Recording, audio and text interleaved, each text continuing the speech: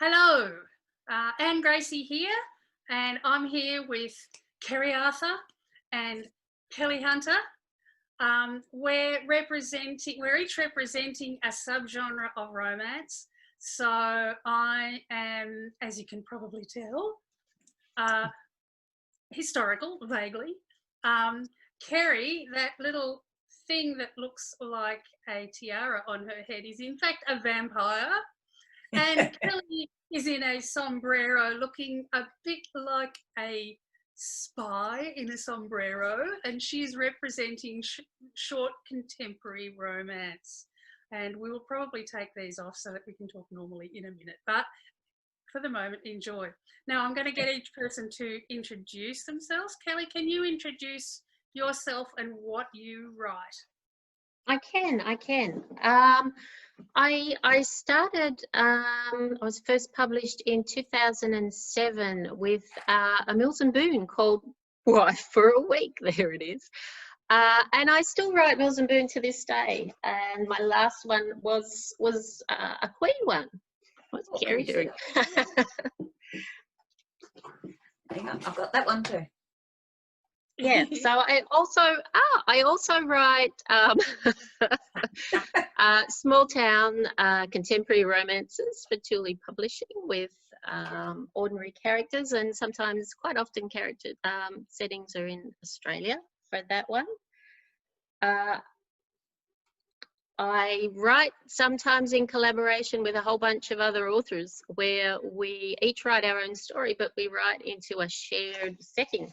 And we use some of the same characters, but we love to give you all different takes on a similar, on the same, say, small country town or small Montana town. And that's a lot of fun too. So what else? I've known Anne and Keri for so many years, and I started trying to count and then decided we'd all just seem a little bit too old, so it's just a lot of years now. I've had lots of lovely feedback over the years for the writing, and it's kept me writing. I've had nominations and awards from Australian Romance Readers Association and Romance Writers of Australia, and lovely nominations from Romance Writers of America as well. In 2014, Publishers Weekly made one of my short contemporary romances, became one of their top 20 romance books of the year, which was a real thrill.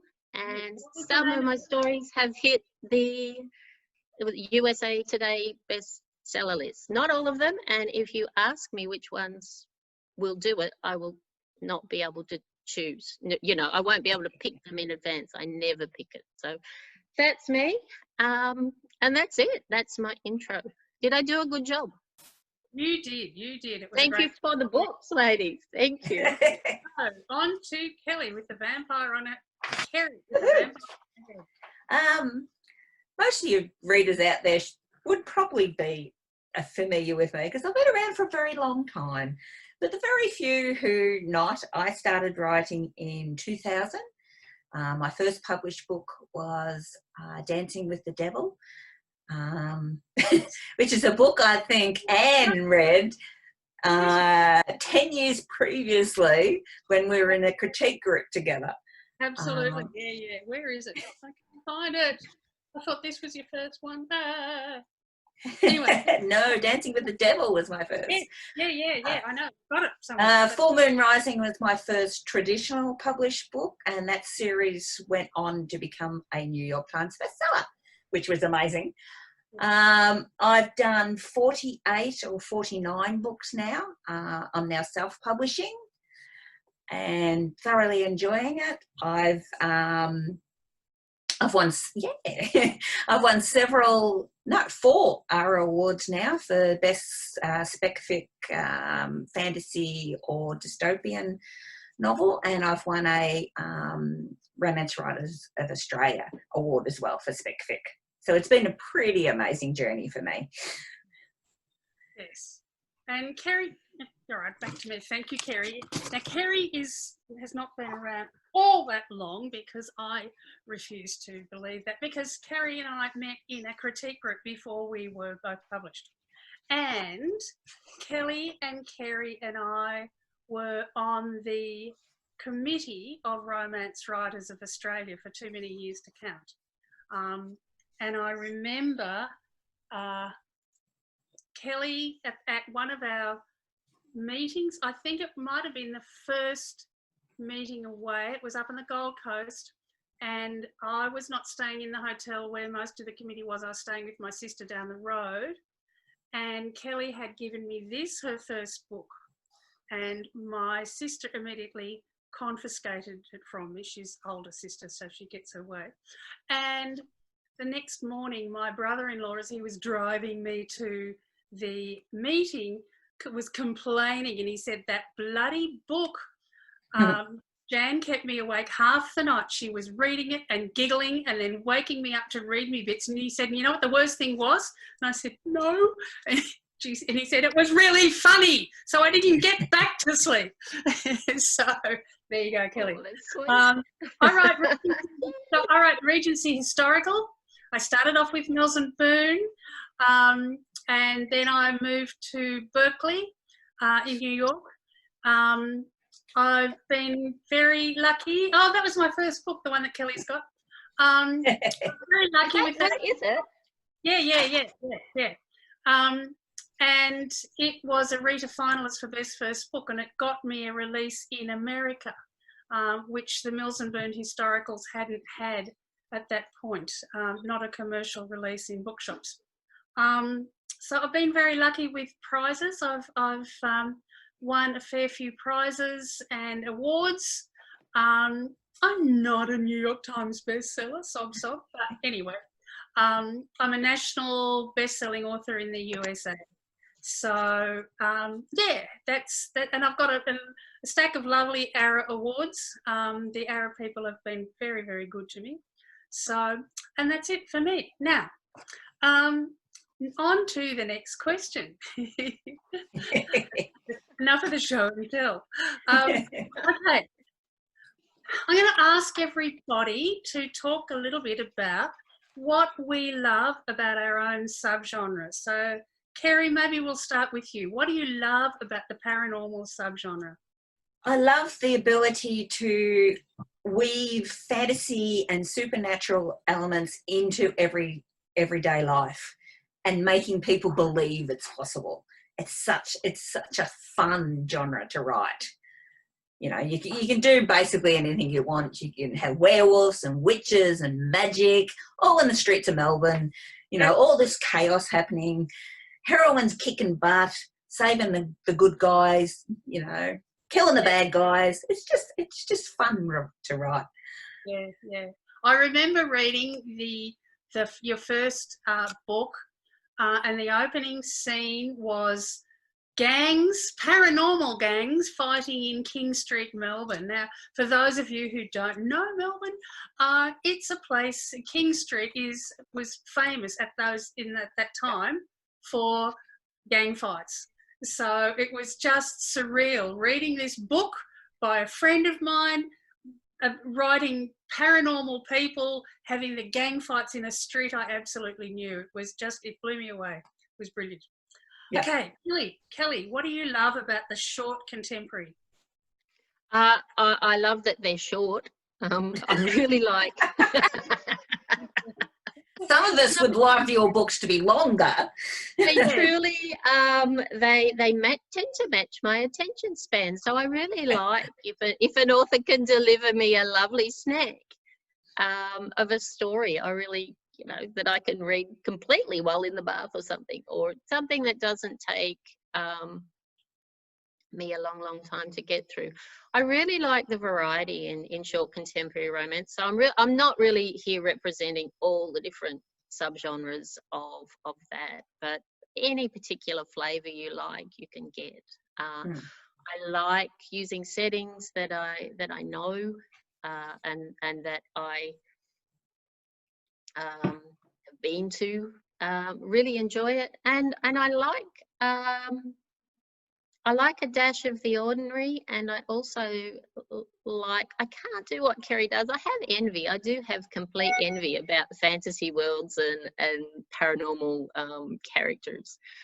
but sometimes I can fantasy it up and vamp it up a little bit, and that pleases me too. So that's it. I just like the variety, and I really like a world that is recognizable, that I can delve into. I think contemporary is very warm as a genre. I find it a very warm genre to read. I just love that about it. Yeah. Yeah. And Kelly, you've also you've used sort of, you know, you've set books in the Australian bush, you've set it in New York, you've set them in Malaysia where you lived for a while, you've set them in Montana in an imaginary town, and all sorts of other places. So you know, you get to travel a bit, which is pretty nice. I do, which is lovely, and I like, even if you're cheating a little bit and making, say, your heroine an outsider in a town that you've only visited and that you don't know intimately, and whose cultures and things you don't know really, really well. I get to armchair travel, and I used to get to travel. We won't speak For about research, and will again one day soon. Yeah. All right, well, now it's me and what I love about historical. I love the fact, look, when I was a kid, I just read everything that I could get my hands on, and it never occurred to me that something was historical or fantasy land or contemporary or anything like that. It was just a world that I was really happy to dive into. And I still feel that way about historicals, that there's a whole world there that I can dive into.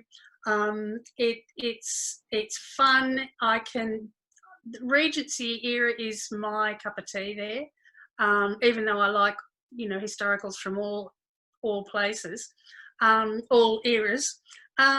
But the Regency is associated with humour, and that's because Georgette Heyer was influenced, well, she was just funny. And between Jane Austen and her, they just created this subgenre of historical romance novel in which humour was an intrinsic part. And I'm a deeply flippant person, and so the humour just keeps coming out. When I was, soon after I was published in New York, one of the editors there advised me that I should go darker and not funnier. And I did try, but not terribly successfully. I do, you know, so it just goes dark, light, dark, funny, dark, you know. So, yeah, but look, the Regency's great because there was a war on. There was the Industrial Revolution. There are really poor people and really rich people, and I love writing about some of my characters have fallen through the cracks. They've started off in a decent sort of place and fallen through the cracks. Others have started off in the gutter and kind of worked their way up. And I really like having that kind of option and you know, exploring the potential of their lives. So that's why I love historicals. But you probably will have gathered now, we all three of us read historicals and paranormals and contemporaries. You know, we read each other's books. We love each other's books. So we're not genreist, if that's the word. So, yeah. Okay, now here's a little question. What do we each envy about the other's subgenre? I know whenever I read Keri's, I get really envious that she gets to write so much action, because I've had action in a few of my books, and it's just such fun to write. But most of the time, I'm not writing action. You know, my girls are not, well, they're strong, but they're not necessarily kick-ass. Although I have had a few kick-ass kind of heroines. I think if you ask me as well, it's Keri's kick-ass heroines. Her kick-ass people really who can do a bit Biff, and you know, if someone needs to be disposed of or taken care of, that can happen too. And I'm quite fond of that. About halfway through a book, I would like to dispose of most of my characters. Except yeah. I do recall you complaining about one killing that Keri did. Yes, never to be forgiven, never to be forgiven. Riley Jensen and her many beaux. I loved them all, but you killed my favourites. Yep, I did. Gleefully, gladly. And I must admit, I killed a puppy, and I've never been. There's people. Oh no! Oh, we must very early on. But at least it was off screen. So off screen, and it was an imaginary puppy. Doesn't know about that, so you know. Let's. Well, for me, what I love is the humour in both Regency and contemporary. The humour and the warmth. Yeah. In the stories, I just love that, and a lot of the time that's missing from there's humour, but it's not the same depth of humour that you find in the Regency and the contemporaries. I just love reading them for that. I don't know, I've tried on occasion. I think there's real tension between darkness, you know, darker subjects and humour, and one can undercut the other. So sometimes you have to make a choice where you're going to go. In the story, you know, you can't go into a life or death scene and then be ridiculous often without it descending into a level of farce that you might not want. Yeah. Like, I think particularly Australians do resort a lot of the time to humour in dark situations. Yeah. And, you know, Anne has that a bit in her stories. You know, she has some dark situations, but she also has the humour that comes through. It may be gentle humour at times, but, you know, I just think that makes the story. Yeah. I can't escape it. You know, it just slips out. It was the thing that used to get me into trouble when I was in school. Inappropriate humour has always been my thing. So, yeah. But look, I also envy Kelly in her ability to, you know, just look around the world around her and say, oh, I love that. I can use that in a story. Yeah. And, you know, I'm forever thinking, oh, that would make a great story. And then I think, but I don't write contemporaries. So, and you know, if I was faster and more prolific, I might be able to, but I just have to stick with what I can do. But I do envy, I envy Keri the ability to make it all up. I can't make it all up. I have to stick to what's known. And even sometimes, you know, when I have done really good research, there's always people who'll say, no, she doesn't know it, you know, she doesn't know what she's talking about. That's wrong. And I know it's not, but, you know, people will criticise anyway. But, yeah. I envy you both your secondary characters, you know, how rich and full your worlds can be and populated. I sink into those stories. They're wonderful. Yeah. I confess I do love my range of secondary characters. So do I. I love your secondary characters. Daisy, hello. Lady B. Yeah, quite a few of them, you know, started off and they were meant to stay secondary characters and they just refused. Yeah. So, yeah. But when I was first trying to write romance, I submitted to Mills and Boon a couple of times, short contemporaries, because I do love the form. And what I kept getting back was this same comment every time: not enough emotional punch and too much background detail. And then when I asked them what did they mean by background detail, did they want them written in Nowheresville? They said, no, you have too many minor characters, get rid of them. And I thought, oh, I don't want to. No. So yeah. So you know, it's we find our own sort of area. But Kelly, you do some really good minor characters. I remember that grumpy Malaysian housekeeper Ama that you had in one of your books, that because my parents lived in Malaysia too, and I just thought, oh God, this woman, she's real and so funny, you know, and you know, you do manage to slide them in, even though probably your editors would like you to I not. do, yes. They'd often prefer I don't, and I can't give them as much time as I would like to. She was based on a real lady that I met in Malaysia. Not completely, of course, but she was funny, and I really enjoyed it. Real, yeah, and fun. Yeah. Thank God I haven't actually met any of Keri's. I'd like to meet some of Keri's. I could, you know, step up. Horse boy. Yes, horse boy. Do you know what was his actual name? Cade. He was the horse shifter. Yes. He could have swung my way.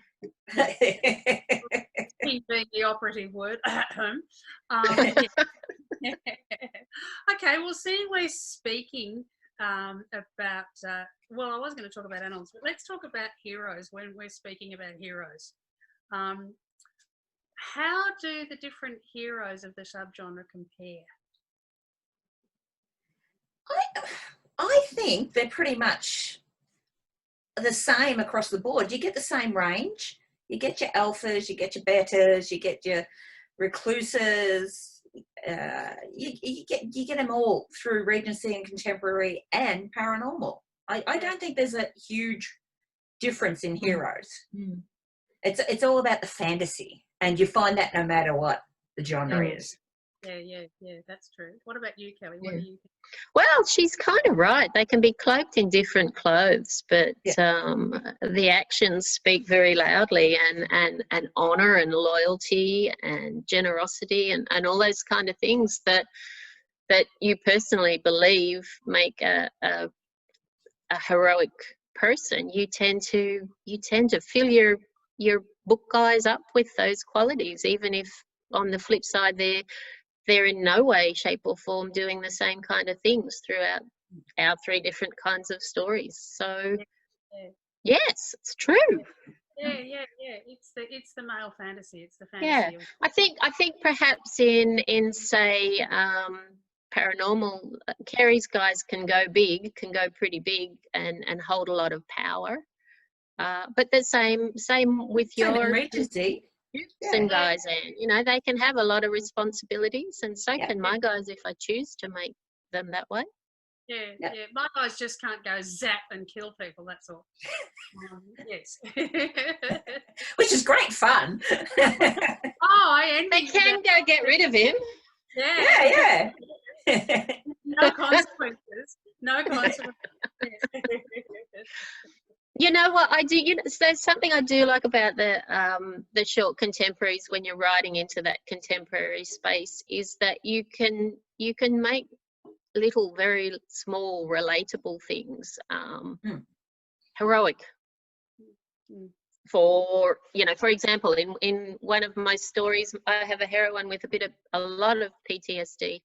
She has a dream, and he's with her, and she wakes up, and he was there at that horrible incident with her, and she wakes up disoriented, and you know, she's sort of get away from me type thing, which blows him away, and he just goes out and sticks his head in the fridge for a little while, and to me that's a really quiet moment of heroism. I'll take my time, I'll step back, I'll have a think, and you're just using the common things around you. You think you're using the things in the house, so that's kind of nice to draw on.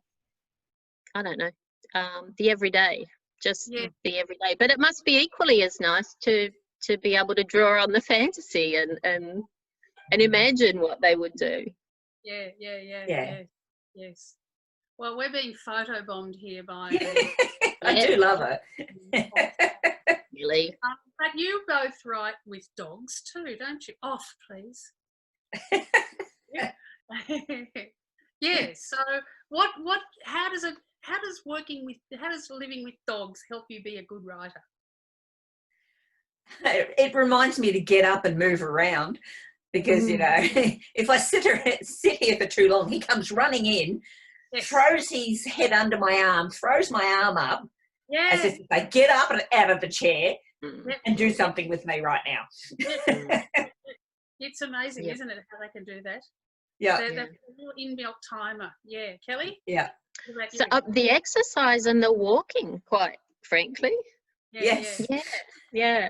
And the humour and the pulling you away and taking, you know, I don't know, you can sometimes get a little stuck inside story and lost inside story, but if you've got pets or kids or partners who are poking you and lifting your, like Keri says, sticking their nose in your armpit, then you know, you have to look up. You have to pay attention. So maybe for those of us with, I don't know, attention spans that get fixed, if we fixated on something, animals can pull you back out of that space and introduce you in the nicest possible way to the real world. Again. They're also good companionship. I mean, my dogs, the dogs I used to have before Bailey, I mean, they used to sit in the room with me, you know, and keep me company. She does. Bailey doesn't do that as much now, but he just runs in when he wants something. Billy does. She's always near me, but But the other thing is that when we're down at dog park and there's other dogs there, it is such a laugh. So you know, and having a good laugh at the end of every day is just mental health, I reckon.